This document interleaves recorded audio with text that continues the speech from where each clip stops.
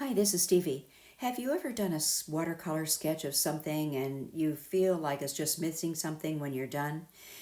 Well, I recently did a sketch of some geraniums from my backyard, and I liked the sketch, but it just was missing something. It was really missing more detail. So I decided to finish it off with line work, with ink line work, and I used my Micron 03 pen to do this. And as you can see, I just went around each flower and defined the petals more and then the leaves, not being very careful because I still wanted it to have somewhat of a loose look. But now I want to go back in and put a little more detail in as well, and just get a little more form and shape to these flowers, the individual flowers. So I went back in and added more of the permanent rose that I had used when I did the flowers the first time. I had used two colors to originally do these flowers. I used permanent rose and transparent orange. And I like the mixture of that. The transparent orange is a nice warm color that makes it indicate some light. And now you can see how much more form these little flowers have since I've gotten the dark in there.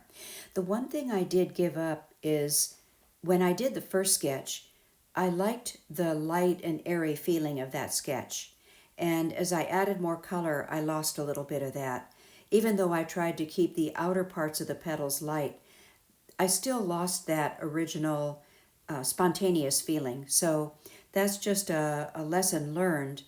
And whenever you're going to go back and rework a painting that you've already done, be cautious about that. Normally, I like to finish a painting in one sitting for that reason.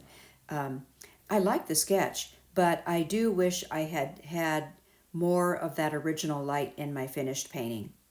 So I've sped this up quite a bit just to not bore you, but you can see how I went around and added dark toward the centers of the flowers mostly, trying to leave the outer edges lighter. And then I did the same thing with the leaves as well. And you can see how much more depth the sketch has once I get those real dark values in there. And so I'm just finishing up that last little flower. Sorry about my head being in the way. I have a new tripod and I'm not quite used to it yet. And I'll try to keep my head out of the way in the future. I had to cut out some shots because my head was just covering everything.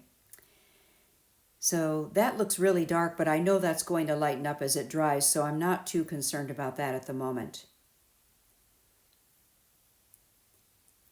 And then on to, I'll be moving on to the leaves here. Oh, I wanted to go back and get a little bit more darker color in the centers. So I added even more of I think I added a little bit of carmine to those centers as well, which is a little darker.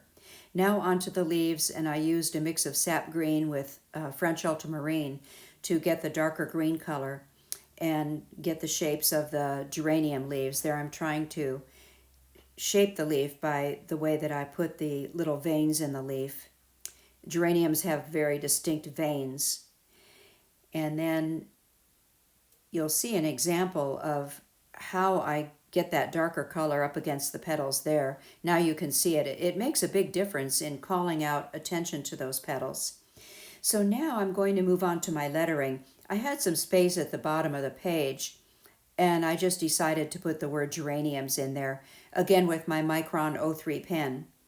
And what I'm doing here, I know it's hard to see. I was fighting with the camera here, but I used two colors to do that lettering, and I generally pick two colors that are in the painting. One was the green gold that was the lighter green on the leaves, and then the permanent rose. And if you look closely, you'll be able to see two colors on each of those letters. And I put the green at the top and then the permanent rose at the bottom. And since they're complementary colors, it looks really nice together. So I finished up with a little bit of spatter just to give it a looser look, a more playful look. And I spattered with a permanent rose and then a little bit of transparent orange that was also in some of the petals. And I got carried away a little bit with the spattering, which I often do, but I just take a paper towel or Kleenex and dab a little bit of it and that knocks it back quite a bit. I just like the look of that. And so there you have it. That's pretty much it. Just going back with a little more spattering. That's my little sketch. I hope you like this video. If you like it, please give it a thumbs up and think about subscribing. And thanks so much for watching. Here you can get a better look at my lettering and the two-tone effect on the lettering. Thanks again.